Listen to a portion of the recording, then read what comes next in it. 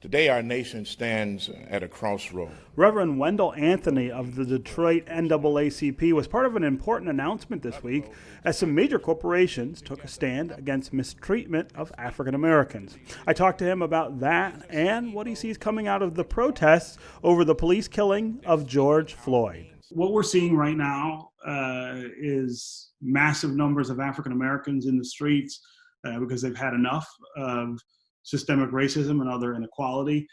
We also see in a lot of cases some white Americans out in the streets with them lending support to that disruption. What we don't see is the disruption to white America that I think we need to see in order for change to happen. I think we need white America to feel disrupted by systemic racism. And I think we need white America to feel disrupted by the things that are happening in order for change to actually take place. How do we get to that point? On the one hand, you see a diversity of protesters, young whites, blacks, Asians, Latinos, Hispanic, and that's good. We want the diversity.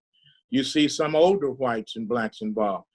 But until it touches you directly, you're not impacted by that. The police ain't killing white people.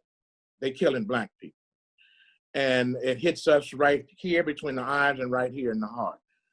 I think legitimately there are many whites who feel that, but their lives have not been disrupted to the degree that you talked about. I also think that when it comes to property and things of that nature, because they are so predominant in the business and entrepreneur area, that does affect them. Bottom line is money. America is a capitalist society. We run on that.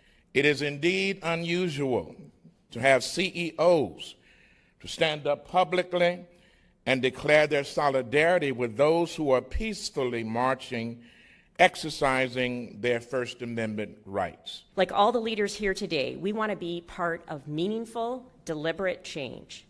We'll not allow ourselves the passivity of urging others to act. We will act. I think it's a historic moment. The fact that we were able to bring these CEOs today in the city of Detroit. I mean, these were our 9 CEOs who represent the top firms in the state and in many cases around the country. General Motors, Ford, Chrysler, Blue Cross Blue Shield, Rock Mortgage, Quicken Loans, TCF Bank. I mean, that's unusual. And they had statements that spoke to the pain of Black America. Our community can't thrive if all members can't participate in its progress, and if some are excluded and targeted because of the color of their skin. For far too long, there have been men and women of power who deny the truth of racism. Not today and not anymore. It begins in Detroit, but it's going to spread around the country. So you see the opportunity then for systemic change. And that's the thing I feel like always gets lost in this, that this is a system of inequality that is 400 some years old in this country, has so many different dimensions.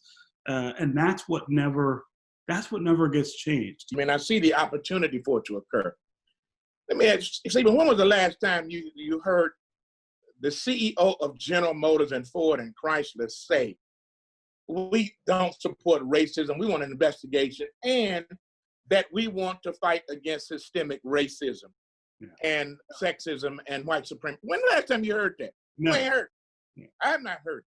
And so for them to say that and articulate, and you and I both know that there are people in their company who don't agree with that, who don't like what Mary BARRA said, who don't like what Bill Ford said. What I really wanted by what we did today, I wanted white folk to talk to white folk.